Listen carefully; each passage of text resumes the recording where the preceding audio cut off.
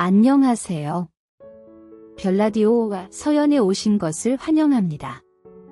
안녕하세요. 저는 이제 막 50대 초반에 들어선 남자입니다. 이렇게 사연을 보내는 날이 올 줄은 몰랐지만 기분은 매우 좋습니다. 이 순간을 기다리며 살았거든요. 저는 현재 유통업 계열의 회사를 운영 중인데 곧 새 신랑이 됩니다. 흔히들 말하는 정년기보다 한참 늦었죠. 솔직히 결혼은 포기하고 살았어요. 열심히 일하면서 유일한 낙이라곤 동생네 먹을 거 보내주고 조카들 장난감 사주는 것이 전부였습니다. 그런데 예비 신부가 너무 좋은 사람이고 장인어른도 훌륭한 분이라 아무래도 제가 장가를 참 잘 가는 것 같습니다. 그래서 이렇게 자랑하고자 사연을 보냅니다. 사실 저와 장인어른 사이에는 오래된 인연이 있습니다.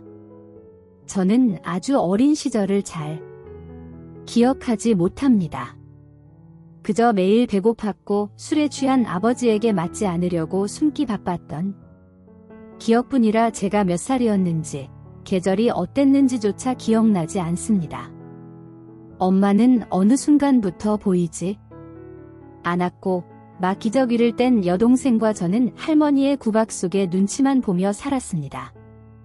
그래도 아버지가 안 계실 때는 눈치만 보면 되었으니 괜찮았습니다. 간식은 꿈도 못 꾸고 먹을 것이 있어도 허락이 없으면 먹지 못했습니다. 하루에 한 번이라도 먹을 수 있으면 다행이었죠. 저와 동생이 허겁지겁 먹고 있으면 할머니는 아주 걸신이 들렸다. 집구석을 통째로 다 먹어버려라 라고 하셨습니다. 그러면서도 항상 새밥을 해 뚜껑을 덮어 아랫목에 두곤 하셨죠. 언제 돌아올지 모르는 아버지 몫으로 남겨두신 겁니다. 그러다 제가 학교에 다니게 되면서 동생이 혼자 집에 있게 되었는데 제가 없는 사이 배가 고픈 동생이 그 밥을 먹었나 봅니다. 학교에서 돌아와 보니 동생이 양볼은 빨개져서 울고 있었고 할머니는 그런 동생에게 빗자루를 휘두르며 어딜 계집에 가서 내 애비 밥을 먹고 있어. 나가. 너 같은 건 길거리에 나 앉아봐야 정신을 차리지. 라며 소리를 지르고 계셨습니다. 분명 따뜻한 밥도 아니고 어제 저녁에 해놓은 다 식은 찬밥이었을 텐데 배고픈 어린 손녀가 그걸 좀 먹었다고 그렇게 아까우셨을까요? 지금 생각해도 참 모진 분이셨습니다. 그때는 그런 할머니가 얼마나 밉던지 할머니나 나가세요. 할머니 때문에 엄마도 나갔잖아요. 할머니 없으면 엄마 올 거예요. 할머니가 가라고 소리치자 동생 손을 잡고 놀이터로 도망가 밤늦도록 숨어 있었습니다. 다른 아이들이 모두 집으로 돌아간 텅 빈 놀이터에서 동생을 끌어안고 얼마나 울었는지 모릅니다. 두 아이의 행색이야 말할 것도 없이 엉망이었죠. 학교에 가보니 다른 아이들은 어쩜 그렇게 좋은 옷을 입고 오는지 너무 창피했습니다. 하지만 집에는 우리 옷차림에 관심 있는 어른은 아무도 없었습니다. 며칠에 한 번 집에 오는 아버지는 저와 동생이 조금만 마음에 들지 않아도 매를 드셨고 곁에서 할머니는 더 부추기곤 하셨습니다. 잘한다. 어른 무서운 줄 알아야지. 더 때려라. 저것들이 살만하니까 우는 소리도 낸다. 아주 찍소리도 못 내게 때려라. 라면서 말이죠. 우리는 맞아야 한다는 이유를 아직도 모릅니다. 8살, 4살짜리 아이들이 온몸에 멍이 들고 밥도 제대로 먹지 못할 만큼 잘못한 게 뭔지 궁금하기만 합니다. 이제는 두 분 다 고인이 되셔서 물어볼 수도 없고요. 그때는 차라리 둘 다 고아원으로 가고 싶다는 생각만 했습니다. 동네 슈퍼 아주머니께서 아유, 차라리 고아원에나 보내지. 애들이 저게 뭐야? 라고 하신 말씀을 듣고는 고아원이 어디 있는지 알아보기도 했었거든요. 하지만 고아원도 아무나 갈 수 있는 곳이 아니어서 우리는 계속 할머니와 아버지 밑에서 자랐습니다. 제가 중학교에 들어간 지 얼마 안 되어 할머니가 돌아가시고 나서야 우리 남매는 눈치를 덜 받고 그나마 집에 있는 쌀과 김치로 밥은 해먹을 수 있었습니다. 반찬은 김치뿐이어도 밥은 먹을 수 있었죠. 도시락도 김과 김치로 싸갈 수 있었고요. 아버지는 그 정도만 딱 사놓으셨지만 할머니가 돌아가시고 나서는 더 이상 우리를 때리지 않으셨습니다. 그저 가끔 집에 와서 1만 원, 2만 원씩 놓고 가실 뿐이었죠. 얼굴을 볼 일도 거의 없었습니다. 한 달에 2번만 들어오실 때도 있었고 우리는 준비물은커녕 기본적인 학용품도 없어 보다 못한 학교 선생님들이 챙겨주시곤 했습니다. 뭐라도 챙겨가야 하는데 정말 아무것도 못 챙겼으니까요. 그래도 저와 동생은 좋았습니다. 구박받지 않고 맞지 않고 집에서 편하게 있을 수 있는 게 얼마나 다행인지 알았으니까요. 그 정도가 다행이었다는 게 믿기시나요? 정말 불행이라는 놈이 저와 제 동생만 따라다니는 것 같았습니다. 부모에게조차 사랑받지 못하는 사람으로 태어난 걸 보면 틀린 말도 아니었죠. 그렇게 동생과 저는 한 하늘 아래서 서로 의지하며 지냈습니다. 어디에 있는 줄도 모르는 엄마와 한 달에 2번 들르듯 오는 아버지. 덕분에 동생과 저는 서로 더 의지하게 되었습니다. 엄마나 아버지의 친척들도 없는지 어릴 때부터 본 적이 없었어요. 돈이 없으니 같은 반 친구들과 어울리는 것도 사치였습니다. 그래서 학교에 없을 때는 거의 모든 시간을 동생과 보냈습니다. 배가 고파서 올 때도 서로 의지하며 부둥켜 안고 잠들곤 했죠. 중학교 2학년 때쯤 어느 날 집에 돌아와 보니 동생이 울고 있었습니다. 왜 그러냐고 물었죠. 동생은 오빠, 나 달리기 반대표로 뽑혔는데 내일 운동회라서 운동화를 빨아놨는데 바닥이 뜯어졌어. 어떻게 해? 라며 더 크게 울었습니다. 보니 정말 밑바닥이 뻥 뚫린 운동화를 들고 있더군요. 운동화라고 해봤자 하얀 실내화였는데 약해서 금방 뜯어진 것 같았습니다. 서럽게 울고 있는 동생을 보니 주머니를 뒤져봐도 1,500원뿐이라 실내화를 사는 건 힘들었습니다. 그 돈은 그날 저녁 우리 라면 값이기도 했고요. 일단 집 밖으로 나갔습니다. 문구점에 가봤지만 1,500원으로 살 수 있는 실내화는 없었습니다. 달리기 반대표로 뽑혔다며? 좋아하던 동생의 얼굴이 떠올라 마음이 무거웠습니다. 초등학교 들어가 처음으로 반대표가 된 거였거든요. 하늘이 원망스러웠습니다. 이럴 거면 태어나게 하지 말지. 왜 태어나게 해서 이렇게 힘들게 할까라는 생각에 눈물이 나기 직전이었죠. 그 순간 눈에 들어온 것이 있었습니다. 우리 집으로 향하는 길목에 있는 주택 계단에 걸려있는 실내화가 보였어요. 순간 저거다라는 생각밖에 없었습니다. 후다닥 뛰어올라 그 실내화를 들고 집까지 쉬지 않고 뛰었습니다. 가슴이 터질 것 같았습니다. 심장이 머릿속을 울려 머리가 터질 것 같았죠. 그렇게 달려 집에 들어와 문을 잠갔습니다. 헐레벌떡 들어온 저를 보고 동생이 놀라서 오빠, 왜 그래? 무슨 일이야? 하기에 들고 온 실내화를 내밀었습니다. 깜짝 놀라는 동생에게 이거 저 아랫집에서 빌려왔어.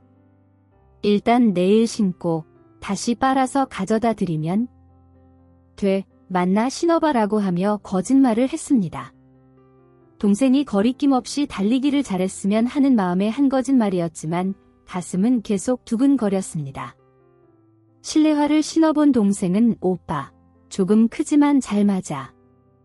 내가 깨끗하게 씻고 잘 닦아 놓을게. 살았다 하며 웃는 동생의 표정을 보니 안심이 되었습니다. 그날 밤 동생이 꿰매다 만 실내화를 꿰매면서 울었습니다. 운동화도 아닌 실내화마저 마음껏 신지 못하는 현실이 너무 싫었어요. 우리가 세상에 태어난 게 죄는 아닌데 말이죠. 그래도 실내화는 잘 돌려드려야겠다는 생각이 들었습니다. 도둑질까지 해서 우리가 더 불행해질까봐 걱정이 되었거든요. 여기서 벌까지 더 하고 싶지 않았습니다. 다음 날 동생은 노트 세트를 들고 신이 나서 저를 기다리고 있었습니다. 1등은 상품이 종합 세트였는데 2등이라 노트 세트만 받았다며 아쉬워하면서도 자신이 탄 상품을 자랑하는 동생의 모습에 저도 기분이 좋았습니다. 그래서 함께 웃을 수 있었습니다. 동생은 오빠, 실내화는 빨아놨어. 내일 마르면 다시 가져다 드려라며 웃었습니다. 순간 가슴이 쿵 내려앉는 것 같았습니다. 손에 땀이 나기 시작했죠. 다음 날 아침, 동생보다 먼저 집을 나섰습니다.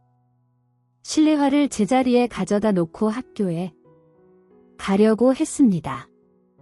살금살금 계단을 올라가 실내화를 내려놓고 계단을 내려오는데 한 아저씨가 서서 절 보고 있었습니다. 야, 너 거기서 뭐 해라고 소리치셨습니다. 아무 말도 못하고 머뭇거리니 저 실내화 뭐야 라며 다시 물으셨습니다. 죄송합니다라고 말했지만 눈물만 나고 말이 나오지 않았습니다. 그러자 너가 신지는 못했을 것 같고 동생이 있니? 라고 하시기에 고개를 끄덕였습니다. 그럼 말을 하고 빌려가야지. 이렇게 가져가면 도둑질이야. 너 때문에 아저씨 딸이 얼마나 울었는지 알아? 이렇게 가져다 놓아도 도둑질은 도둑질이야. 내가 경찰에 신고라도 했으면 어쩔 뻔했어라며 절 혼내셨습니다. 뭐라고 말을 해야 하는데 말이 안 나오고 눈물만 흘리며 죄송하다는 말만 했습니다. 그러자 일단 학교로 가고 이따가 저녁 7시까지 다시 여기로 와. 올 때는 왜 이런 일이 일어났는지 종이에 써서 가져와. 그리고 동생도 같이 데리고 와라. 며 제 어깨를 두드리셨습니다. 거길 빨리 벗어나고 싶어 고개를 끄덕이고 학교로 갔지만 하루 종일 머리가 지끈거렸습니다. 일단 아저씨 말대로 왜 실내화를 가져갔는지 쓰고 덕분에 동생이 달리기 2등을 하게 되어 감사하다고도 썼습니다. 그리고 정말 죄송하다고 썼습니다. 그러면서도 아저씨가 화를 내며 저와 동생을 때리는 상상을 하게 되더군요. 아버지에게 맞던 것처럼 맞을 수도 있다고 생각했습니다. 그래서 동생을 데려가지 말아야겠다고 결심했습니다. 학교가 끝나고 집으로 가서 동생에게 사온 단팥빵을 주고 저녁을 먹인 후 그 집 앞으로 7시까지 갔습니다. 집 앞에 그 아저씨가 서 계셨고 키도 크시고 험상궂은 얼굴이셔서 겁에 질려 가까이 다가가 인사를 했습니다. 그러자 동생은 이라고 물으셔서 아무 말 없이 써온 종이를 내밀었습니다. 가로등불 아래서 종이를 찬찬히 읽으시던 아저씨는 동생 데려와. 아저씨가 밥 사줄게. 하셔서 깜짝 놀랐습니다. 어서 여기서 기다릴 테니까. 라는 말씀에 정신없이 동생을 데리고 왔습니다. 아저씨는 동생을 보시고는 달리기 2등 했다며 축하해. 라고 하시며 저희를 골목 어귀에 있는 고깃집에 데려가 밥을 사주셨습니다. 동생과 저는 어쩔 줄 몰라 하며 먹지 못하고 있었는데 아저씨가 밥 위에 고기를 얹어주시며 먹어. 아저씨가 축하해 주는 거야? 라며 웃으셨습니다. 주춤했지만 고기 냄새에 홀려 정신없이 먹기 시작했습니다. 아저씨는 계속 고기를 구워주시면서 정작 본인은 소주만 드셨습니다. 배가 터질 정도로 먹는다는 게 어떤 건지 그날 처음 느껴봤습니다. 배가 부르니 부끄러워지더군요. 아저씨 눈치를 보고 있는데 아저씨는 계산을 하시고는 가자 하시며 우리를 시장으로 데리고 가셨습니다. 음식 몇 가지를 사시더니 신발 가게에 들어가 너희 발 사이즈가 어떻게 되니? 하시면서 신발을 고르셨습니다. 아니에요. 저희 오늘 밥 사주신 것만으로도 너무 감사해요. 라고 거절했지만 골라. 곧 날씨 추워지는데 슬리퍼만 신고 다닐래? 라며 웃으셨습니다. 동생은 눈치를 보다가 신이 나서 신발 하나를 골랐습니다. 저는 머뭇거리며 고르지 못했더니 야, 이걸로 해? 라며 신발을 건네주셨습니다. 그럼 얘 발에 맞는 걸로 주세요 하시더라고요. 그러시더니 휙하니 가게에서 나와 앞서 걸어가시더라고요. 동생과 저는 새 신발을 신고 아저씨 뒤를 묵묵히 따라 걸었습니다. 아저씨 집 앞에 도착해서야 멈추신 아저씨는 여기서부턴 너희들끼리 갈 수 있지 하시면서 제 어깨를 짚으시더니 힘내 다 잘 될 거야. 그래도 동생은 너뿐이다. 이거 가져가서 먹고 너무 배고프면 또 아저씨 찾아와라며 웃으시더니 안으로 들어가셨습니다. 집으로 돌아오는데 오빠 저 아저씨 어떻게 알아라고 묻는 동생에게 뭐라고 할 말이 없어 그냥 고마운 사람이라고 말을 하고 말았습니다. 그리고 집에 들어섰는데 누군가 와 있는 흔적이 있더라고요. 아버지가 오신 줄 알고 잔뜩 긴장을 하고 문을 열었는데 엄마였습니다. 제 기억 속에 엄마보다 나이가 들긴 했지만 분명히 엄마였습니다. 선뜻 엄마라는 소리도 하지 못하고 멈춰 있는데 동생은 엄마를 사진으로만 봤기 때문인지 알아보지 못하고 제 뒤로 숨었습니다. 그런 저희를 본 엄마는 엄마야 너무 늦게 왔지라며 저희를 안고 오셨습니다. 그제야 동생은 엄마라며 엄마를 보았고 저는 눈물만 흘렸습니다. 저희를 안고 한참을 울던 엄마는 이제 엄마랑 가자. 엄마가 이제 너희랑 살 수 있을 것 같아서 데리러 왔어. 너희 아빠랑은 이야기 다 끝냈어. 전학은 다음 주에 엄마가 학교에 가서 처리할 거야. 그동안은 너의 필요한 짐도 싸고 하면서 당분간 여기서 지내자라며 저희의 얼굴을 만지고 또 만지셨습니다. 그날 밤은 엄마를 끌어안고 잠이 들었습니다. 아침에 눈을 떠서는 혹시나 엄마가 없을까 밤마당에 화장실까지 뒤질 정도였습니다. 아침에 일어나 아저씨가 사주신 음식으로 밥을 먹으면서도 신발을 신고 나서면서도 아저씨께 해야겠다고 결심했던 감사 인사는 까맣게 잊어버렸죠. 엄마와의 시간이 너무 꿈만 같아서 제가 그 감사함을 깜빡했던 거죠. 그러면 안 되는 건데 그 지긋지긋한 집을 떠날 수 있다는 사실에 너무나 들떠 있었던 것 같습니다. 전학 처리까지 마무리하고 그 집에서의 마지막 밤이 돼서야 아저씨가 떠올랐습니다.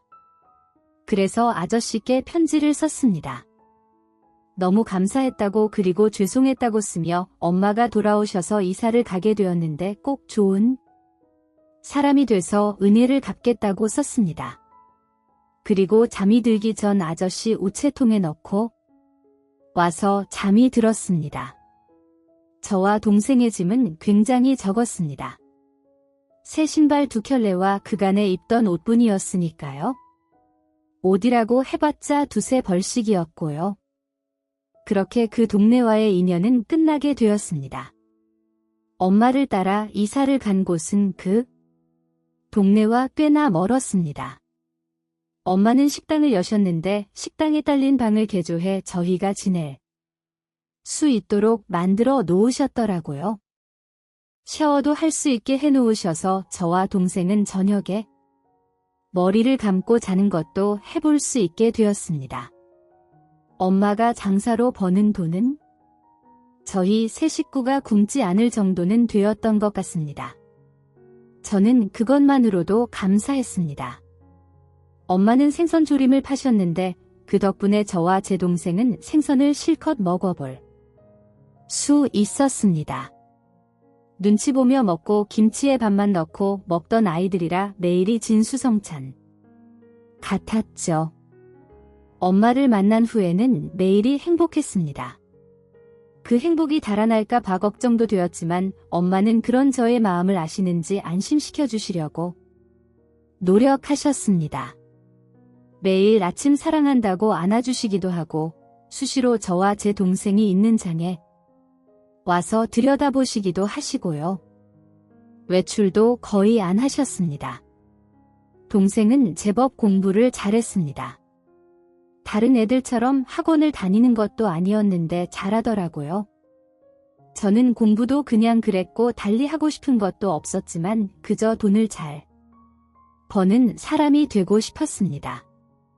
그래서 엄마의 장사를 돕기 시작했습니다. 엄마는 만류하며 말리셨지만 저는 그게 마음이 편하더라고요. 엄마 혼자 하시는 것도 싫기도 했고요. 학교가 끝나면 곧장 집으로 와 엄마의 일을 도왔습니다. 그러다 보니 고등학생 때는 직접 물건을 받는 지경이 되었죠. 납품을 하던 기사님과 친해져 이야기를 들어보니 유통 쪽 마진이 좋더라고요. 게다가 본점이 있는 가게를 하나 따서 납품이 되기만 하면 더 많이 남게 되고요. 그래서 학교를 졸업하고 그쪽 일을 배워보자고 생각했습니다. 엄마 장사에도 도움이 될 것 같고 식재료를 다루다 보면 나중에라도 굶는 일은 없지 않을까 하는 막연한 생각도 했고요. 그래서 학교 졸업만 하길 바라고 바랐습니다. 동생은 계속 1등을 해서 엄마를 기쁘게 했습니다. 저도 동생이 공부를 열심히 해주는 게 좋았습니다. 동생이 열심히 공부를 해서 성공하길 바랐으니까요. 그래야 나중에 고생을 안 할 테니까요. 저는 엄마 가게 일을 돕고 동생은 공부를 열심히 하고 세 식구가 넉넉하진 않지만 행복한 시간을 보내게 되었습니다. 맞지 않고 굶지 않고 필요한 물건을 잇는 삶이 얼마나 감사한 삶인지 저희 남매는 알았으니까요. 그렇게 시간은 흘렀고 제가 고등학교 2학년에 올라간 지 얼마 되지 않았을 때 학교를 마치고 가게에 들어서니 엄마가 전화를 붙들고 놀라서 있더라고요. 전화를 끊더니 너희 아빠가 돌아가셨단다. 짐 싸. 그래도 너희 아빤데 가봐야지라며 오시더라고요. 믿기지 않았습니다. 그렇게 커다랗던 아버지가 돌아가셨다니 그때까지도 아버지라는 이름만으로도 두려운 사람이었는데 더 이상 세상 사람이 아니라는 것을 믿을 수가 없었습니다. 사실인지 아닌지 구분도 안 되는 와중에도 서둘러 장례식장에 있는 병원으로 가 신원 확인을 하고 장례를 치렀습니다. 장례식에 올 손님도 없어 저와 동생, 엄마만이 자리를 지켰죠. 친인척분들은 오래전에 다들 인연이 끊겼고 딱히 연락할 친구도 없다고 들었습니다. 집주인분이 오시긴 하셨는데 월세가 하도 밀려 집을 빼라고 이야기하러 갔다가 벌써 죽은 아버지를 발견하셨다고 하더라고요. 죽기 전 3개월 전부터 월세가 들어오지 않았고 오가는 소리도 없이 집에만 있었다고도 하더라고요. 장례식이 끝나고 짐 정리를 위해 집으로 갔습니다. 몇 년 전까지만 해도 오갈 데 없던 저희 남매가 움츠려 살던 그 반지하 방에 들어서는데 등골이 서늘한 게 소름이 돋더라고요. 동생은 집 앞에서 들어오지도 못하고 울고 있고요. 그래서 밖에 있으라고 했습니다. 저와 엄마가 얼른 해치우자 싶어 집을 치우는데 가구라고는 원래도 있지 않은 집이었고 옷가지도 얼마 없어 늘어선 술병만 대여섯 번 드나들며 치웠습니다. 옷이라고는 저희가 이 집을 떠날 때처럼 몇 가지 안 되었고 아무렇게나 쌓여 있었는데 치우다 보니 안쓰러운 마음이 들더라고요. 가난을 벗어나려는 의지조차도 없었던 한 사람의 마지막이 너무나 쓸쓸하게 느껴져서요. 장례식장에서도 나지 않던 눈물이 나더라고요. 그런 저를 보시던 엄마도 너는 그렇게 살지 마. 나도 그렇게 이가 갈리던 인간인데도 이렇게 되니 안쓰럽긴 하다라며 우시더라고요. 방을 치우다 보니 베개 밑에 봉투에 86,700원이 들어있는 것을 발견했습니다. 아버지 마지막 전재산이 그거였나 봅니다. 통장도 뭐도 아무것도 없더라고요. 장례 비용으로 돈이 많이 들었는데 집 보증금 남은 거라 하면 되겠다는 생각이 드는 게 아버지에 대한 애정은 거기까지인가 싶기도 했습니다. 그러다 문득 그 아저씨가 떠올랐습니다. 세상이 저희 남매를 버렸다고 생각했을 때 저희의 손을 잡아준 유일한 사람이었던 그 아저씨가 왜 그때서야 생각이 났는지 죄책감이 올라왔습니다. 그 어린 시절 아저씨를 만나러 가던 그 길에 다시 선 것처럼 가슴이 쿵쾅거렸습니다. 어느 정도 정리가 되고 엄마께 잠깐만 다녀온다고 말을 한 뒤 그 아저씨네 집 앞으로 갔습니다. 그때 사주신 신발은 어느새 다 헐어서 집 어딘가에 있는데 그때 그 고마움은 헐지 않고 생생했습니다. 계단을 올라가면서 손에 쥔 비타민 상자가 몇 번이고 미끄러질 뻔할 정도로 손에 땀이 났습니다. 문 앞에 서서 바지에 그 땀을 몇 번을 닦고서야 문을 두드렸습니다. 늦은 시간이라 아저씨가 나오시지 않을까 기대했지만 할머니 한 분이 나오시더라고요. 그래서 그 아저씨의 모습을 설명하며 이 집에 사시는 분이 아니시냐고 물어봤더니 내가 여기 이사 온 게 아직 1년이 안 됐어 전에 살던 사람인가 보내라고 하시며 들어가시더라고요. 허탈하기도 하고 아쉬운 마음이 들어 한동안 그 집 앞을 떠나지 못했습니다. 하지만 집 앞에 기다리고 있을 동생과 엄마 생각에 다시 얼른 돌아가 집으로 돌아왔습니다. 그렇게 아저씨를 못 찾게 된 것이었습니다. 그리고 다시 돌아와 제 생활을 하면서도 가끔 아저씨가 생각이 났습니다. 그러면서 시간은 흘렀고 저는 졸업을 하고 바로 군대에 갔습니다. 해병대에 자원해서 갔는데 엄마는 가서 남자가 돼서 오라며 기특해 하셨습니다. 동생은 계속 공부를 열심히 했는지 성적이 좋다며 편지를 보내곤 했습니다. 의대에 가서 의사가 될 거라는 다짐을 적은 그 편지를 읽는 순간이 제게는 군대에서 누리는 큰 기쁨이었습니다. 저는 얼른 제대로 해서 돈을 벌어 엄마와 동생을 위해 살겠다는 다짐을 매일 했습니다. 제대로 하고는 엄마 가게에 납품하시는 분의 소개로 다른 유통업체에 취업을 했습니다. 사장님께서 나이가 좀 있으신 분이셨는데 자녀가 없으셔서 그런지 직원들을 엄청 아끼시는 분이셨습니다. 사모님께서도 직원들 밥을 직접 해주시면서 챙기시는 분이시라 정이 가서 엄청 열심히 일했습니다. 사장님은 그런 저를 귀여워하신 건지 저를 데리고 여기저기 거래처를 돌기도 하시면서 일을 가르쳐 주셨습니다. 그렇게 저의 20대는 열심히 일하며 지나갔고 동생은 저에게 얘기했던 것처럼 의대에 가 바쁜 날들을 보냈습니다. 엄마의 가게는 꾸준히 손님이 늘면서 알바생을 쓰셔야 하는 정도가 됐고요. 그 덕인지 제가 31살이 될 때는 방 2칸짜리 작은 아파트를 사서 이사도 했습니다. 대출을 받기는 했지만 집다운 집에 이사를 가던 그날 세상이 다 제 것이 된 것 같았습니다. 그래서 그날 저희 세 식구는 고깃집에 가서 고기를 실컷 먹고 근처 신발 가게에 가서 엄마 저 동생이 신발을 샀습니다. 그렇게 하면 예전의 그날처럼 더 행복한 일들이 저희를 기다릴 것 같았거든요. 그 아저씨가 그렇게 저희에게 베풀어 주신 은혜가 저희를 행복하게 해준 것처럼 말이죠. 저는 그 아저씨 덕분에 저희의 불운이 끝나고 엄마가 돌아왔다고 믿었었거든요. 그래서 잊지 못하고 더 고맙고 그리웠습니다. 그날 저희가 고기 먹는 모습을 보시면서 소주잔을 기울이시던 아저씨의 모습을 잊을 수가 없었습니다. 제가 나이를 먹을수록 그 마음은 더해졌죠. 하지만 아저씨의 이름도 나이도 모르다 보니 찾을 길이 없었습니다. 그 실내화의 주인이 누군지만 알았어도 찾아볼 수 있었을 텐데 하는 아쉬움도 컸죠. 혹시나 비슷한 모습에 사람을 볼 때마다 혹시나 했지만 역시나 아니었습니다. 그래서 저는 더 열심히 일을 했습니다. 언제라도 아저씨를 만났을 때 그때 그렇게 베풀어 주셔서 너무 잘 지내고 있다고 말하고 싶었거든요.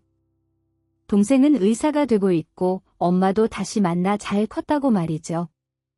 그렇게 열심히 살다 보니 복은 더 찾아왔습니다.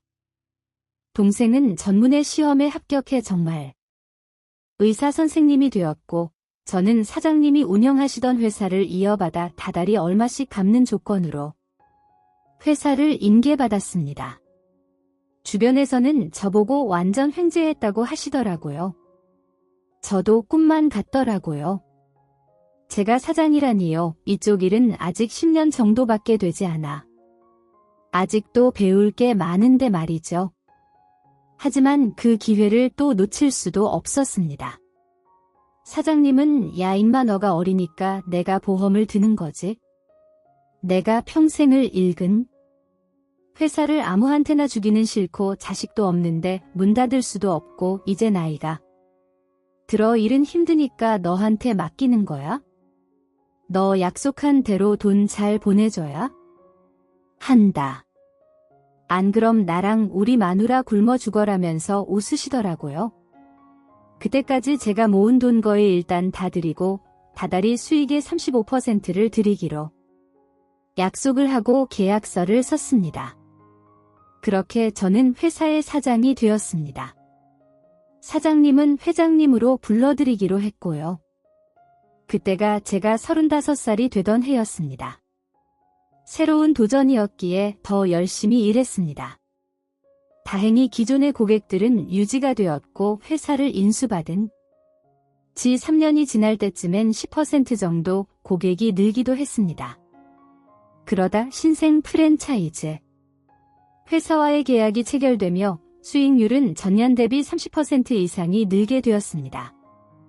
회장님은 그런 저희 수완에 놀라시면서 좋아하시며 거봐라.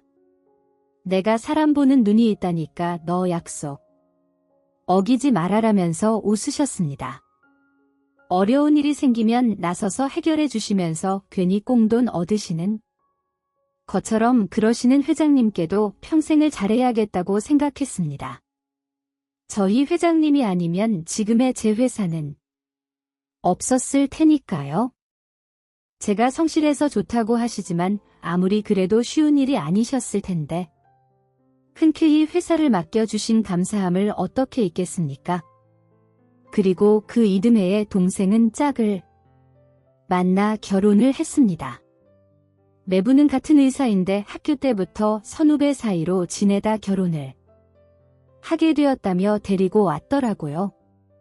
다행히 동생 시집 가는데 부족하지 않게 해줄 수 있어 감사했습니다. 그런데 엄마는 얘 동훈아 이제 너도 장가갈 생각 좀 해라. 너는 언제 갈래라며 아쉬워하셨습니다. 그럴 때마다 엄마 나는 은혜 갚을 게 많아서 장가도 못 가요. 그리고 나 없으면 엄마 혼자 어쩌려고 하며 웃어 넘기곤 했죠. 저는 그저 그렇게 돈 벌고 일만 해도 괜찮았습니다. 진짜 좋았습니다. 그런데 자주 오가던 거래처 직원이 저에게 발렌타인데이라면서 초콜릿을 주더라고요.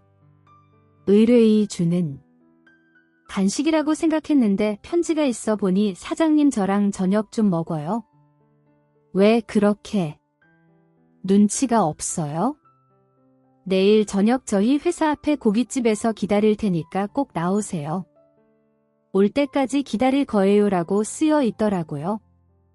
전혀 눈치를 못 채고 있기도 했고 나이도 제 동생과 비슷해 그냥 농담 몇 마디 나눈 사이인 게 다인데 이런 편지를 받으니 당황스러웠습니다. 그래도 마냥 기다리게 할 순 없으니 나가서 결혼 생각이 없다는 걸 이야기해야겠다 생각했습니다. 그래서 다음날 일을 마치자마자 편지에 적힌 고깃집으로 갔습니다. 그 직원이 고깃집에 어울리지 않게 예쁘게 하고 앉아 있더라고요. 미안해하며 들어서자 새침한 표정으로 있던 그 직원이 활짝 웃는데 마음이 따뜻해졌습니다. 사장님, 안 오시는 줄 알고 긴장했잖아요. 라기에 안 나올 순 없죠. 올 때까지 기다리신다는데 늦어서 미안해요 하며 자리에 앉았습니다.